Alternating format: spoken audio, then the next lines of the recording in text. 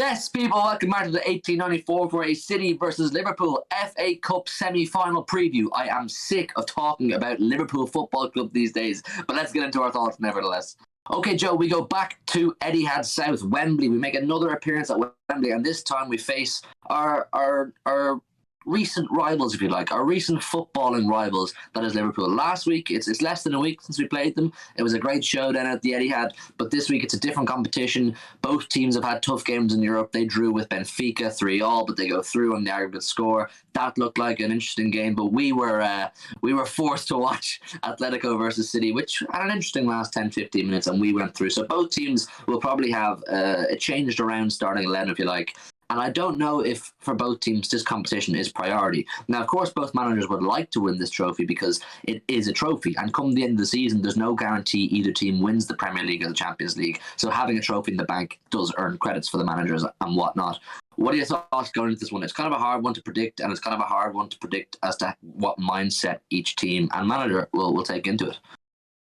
Yeah, because you look at, based on the past, you'd look at Pep and say, he normally wants to win everything, including the domestic trophies. He's hungry for domestic success. He wants it, regardless, even if he does put out a so-called second-string team. Like, he still goes for it. And Klopp has a reputation for just not going for it. Under-23 teams, just not too bothered about the cups, of course. They did win the Carabao Cup, but it was almost kind of put in front of them because we ended up getting knocked out and they ended up getting so far to the point where it was worth them winning it. And I think they're at that point again this season where they're going, the Premier League is out of their hands, realistically. They just have to keep winning games and hope that we don't win games at some point this season.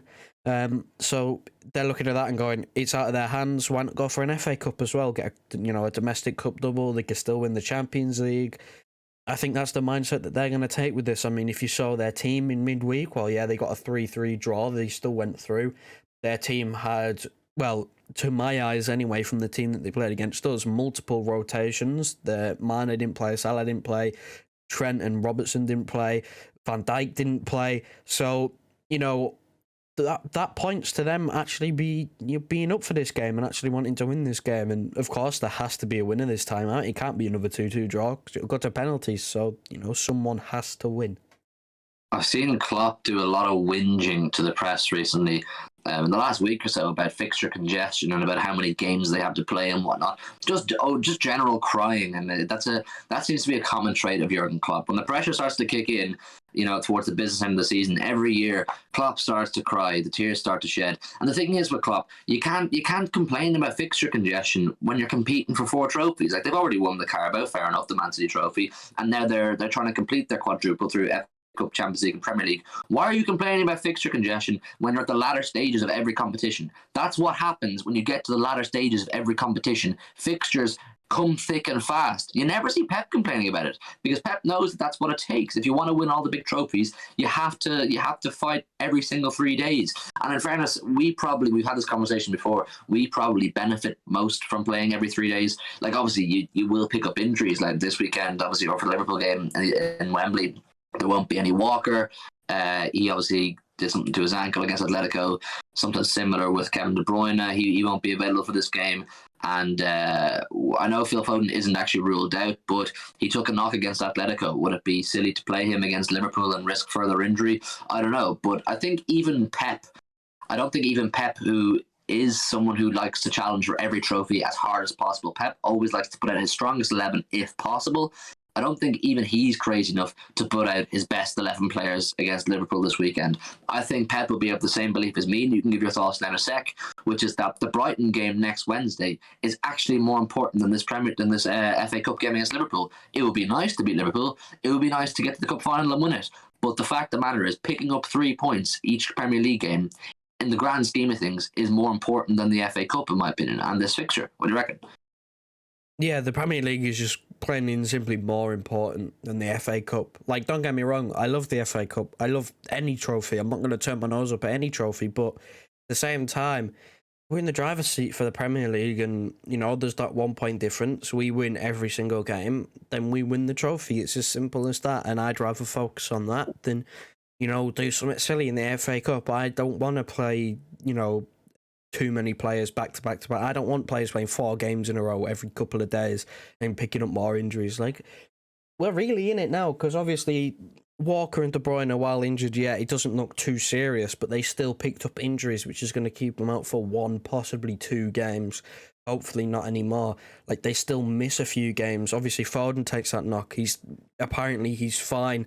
It was a head injury, but at the same time, like, it could have been a lot worse. And we have a lot of quality in the squad.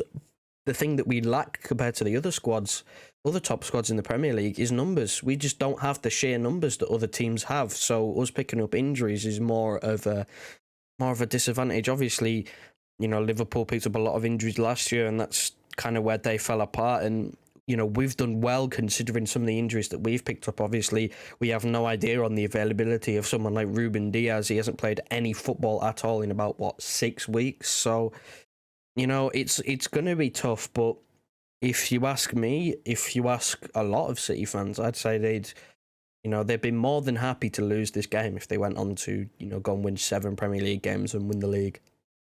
Yeah, if we go on to win the Premier League or the Champions League or both, but we lost this game against Liverpool, no one's going to look back and say that's devastating or that's a massive issue. In terms of Ruben Diaz, though, I think this might be a decent game to give him 15, 20 minutes, get him some minutes into his legs, and start slowly reintegrate him back into the starting 11 and into playing football again. Because when you don't play for 6 weeks, as an athlete who's used to playing a lot of football, it takes its toll and you lose your rhythm, you lose your sharpness. And we will want Ruben Diaz as fit as possible.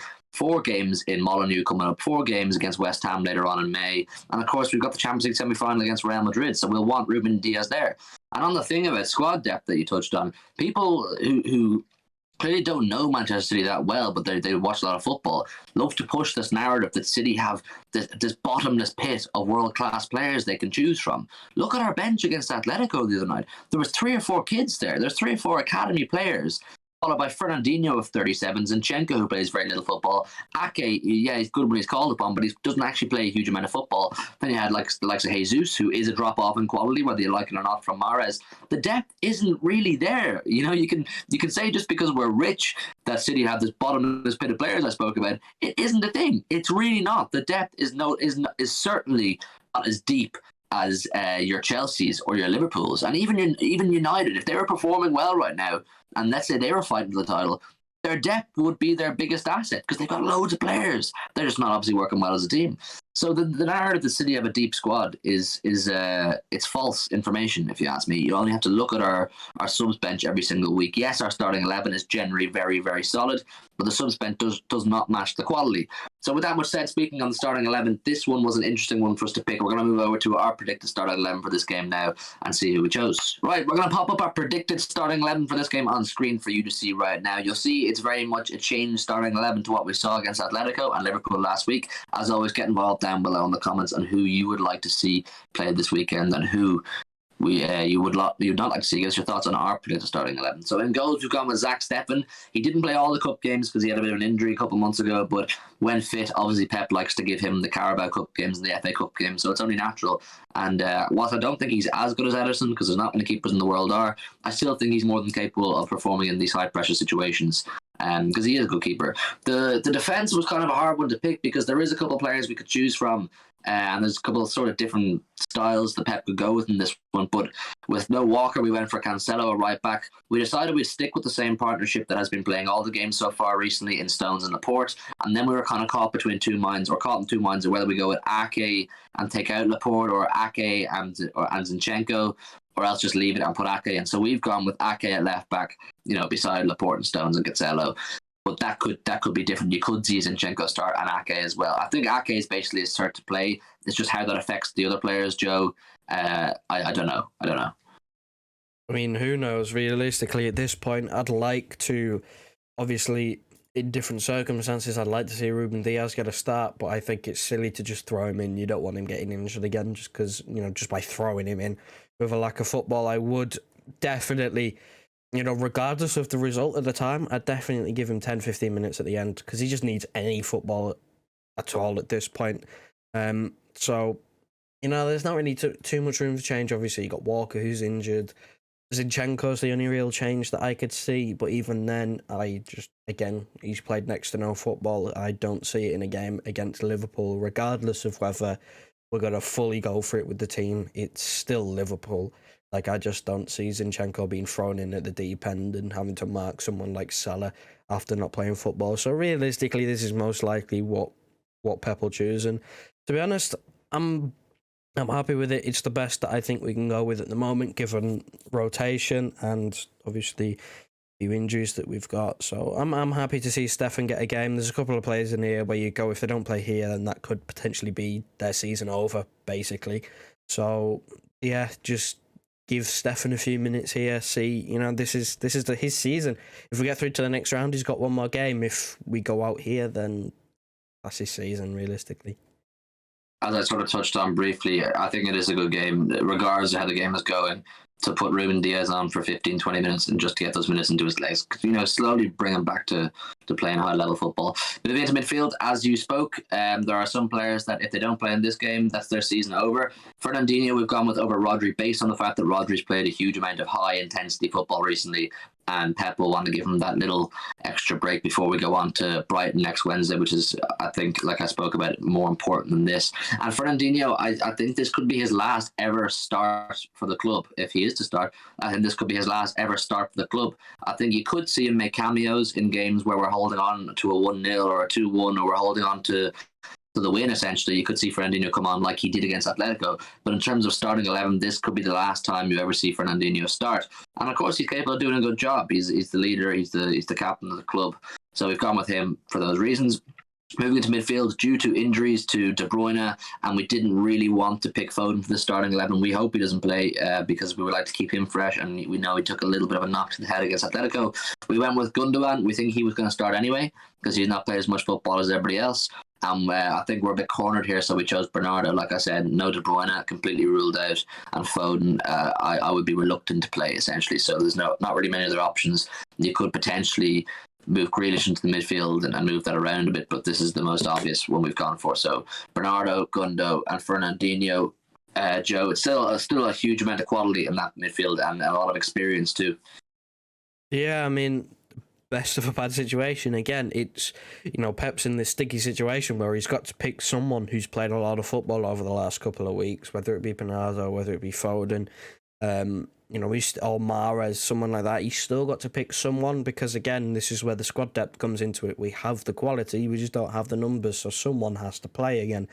Even if it's a sort of 50-50 job where someone plays 55 minutes and then you swap them sort of 5-10 minutes into the second half just for fitness reasons, someone has to play.